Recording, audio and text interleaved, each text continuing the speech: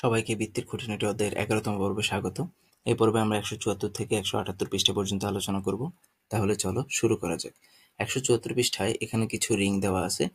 এখানে বলা হয়েছে যে পাশের ছবিটি অতি পরিচিত একটি লোগো। তোমরা কি বলতে পারবে লোগোটি দ্বারা কি বোঝানো হয়েছে? তাহলে চলো এই লোগো সম্পর্কে আমরা একটু জেনে নিই। এটি হচ্ছে একটি অলিম্পিক গেমসের লোগো। এই লোগোতে ৫টি রিং দ্বারা ৫টি মহাদেশকে বোঝানো হয়েছে। এখানে নীল রিং দ্বারা ইউরোপ, হলুদ রিং দ্বারা এশিয়া, কালো রিং দ্বারা আফ্রিকা, সবুজ রিং দ্বারা ওশেনিয়া এবং লাল রিং দ্বারা আমেরিকা মহাদেশকে বোঝানো হয়েছে। এরপর ১৭৫ পৃষ্ঠায় একটি ছক দেওয়া আছে। এই ছকের এই চিত্রগুলো থেকে বলতে হবে এগুলা কি সঠিক কি ভুল। যদি সঠিক হয় সে সম্পর্কে যুক্তি দিতে হবে এবং ভুল হইলেও সে সম্পর্কে যুক্তি দিতে হবে। তাহলে এখানে আমরা লিখতে পারি যে প্রথম এই যে ক চিত্রটি আছে এটা হচ্ছে ভুল।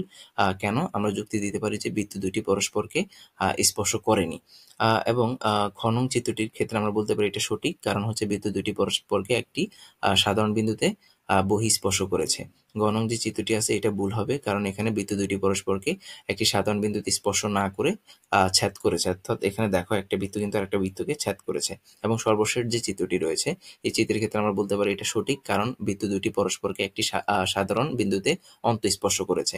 এটা হচ্ছে বহিঃস্পর্শ আর এটা হচ্ছে অন্তঃস্পর্শ। এই পৃষ্ঠার আরো দুটি ব্যাপার আমাদেরকে খুব ভালোভাবে মাথায় গেঁথে নিতে হবে। এই দুটি ব্যাপার হচ্ছে চিত্র ক এবং চিত্র খ। চিত্র ক এর মধ্যে একটু খেয়াল করো, এই দুইটি বৃত্ত পরস্পরকে বহিঃস্পর্শ করেছে।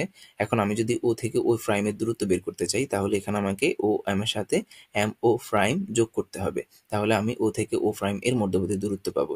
এই যে এখানে লেখাই আছে চিত্র ক এর বৃত্ত দুইটি কেন্দ্রদ্বয়ের মধ্যবর্তী দূরত্ব বৃত্তদ্বয়ের ব্যাসার্ধের এখানে যোগফলের সমান হবে।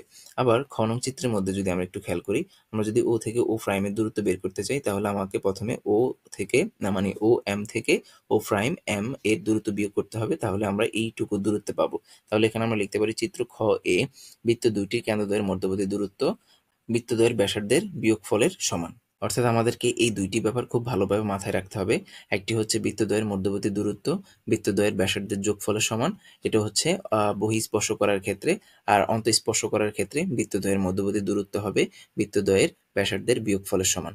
এর পাশাপাশি আমাদেরকে আরো দুটি সূত্র ভালোভাবে মাথায় রাখতে হবে, তা হচ্ছে বৃত্তচাপের দৈর্ঘ্য এবং বৃত্তকলার ক্ষেত্রফল। বৃত্তচাপের দৈর্ঘ্য সূত্র হচ্ছে θ/360° ইন্টু বৃত্তের পরিধি।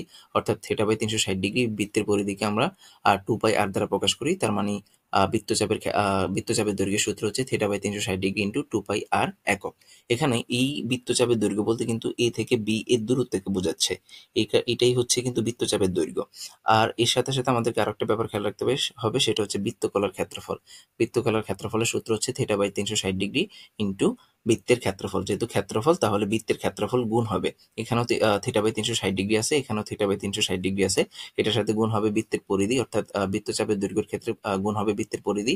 আর ক্ষেত্রফলের ক্ষেত্রে গুণ হবে হচ্ছে বৃত্তের ক্ষেত্রফল।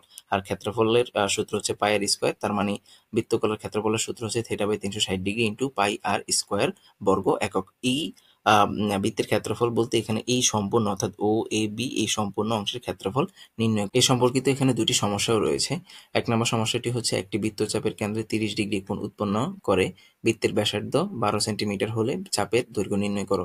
আমরা একটু আগে এখানে চাপের দৈর্ঘ্য দেখেছি। চাপের দৈর্ঘ্য হচ্ছে θ/360° ইন্টু পাই 2πr।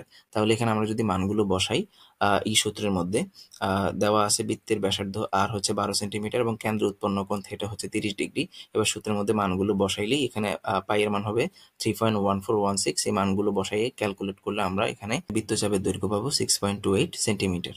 এবং ২ নং যে সমস্যাটি রয়েছে এখানে বলা হয়েছে একটি বৃত্তচাপ কেন্দ্রে 60° কোণ উৎপন্ন করে বৃত্তের ব্যাসার্ধ 8 সেন্টিমিটার হলে বৃত্তকলার ক্ষেত্রফল নির্ণয় করো। এটাও ঠিক একই, আমরা জাস্ট সূত্রটা বসাবো আর মানগুলো বসাইলেই ক্যালকুলেট করলে মানটা পেয়ে যাব। তাহলে এখানে আমরা লিখতে পারি দেওয়া আছে বৃত্তের ব্যাসার্ধ আর হচ্ছে 8 সেন্টিমিটার এবং বৃত্তচাপ দ্বারা কেন্দ্র উৎপন্ন কোণ থিটা হচ্ছে 60°।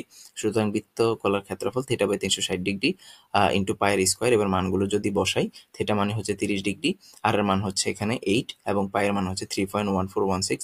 এটা ক্যালকুলেট করলে এখানে আমরা পাবো 18.85 বর্গ সেন্টিমিটার।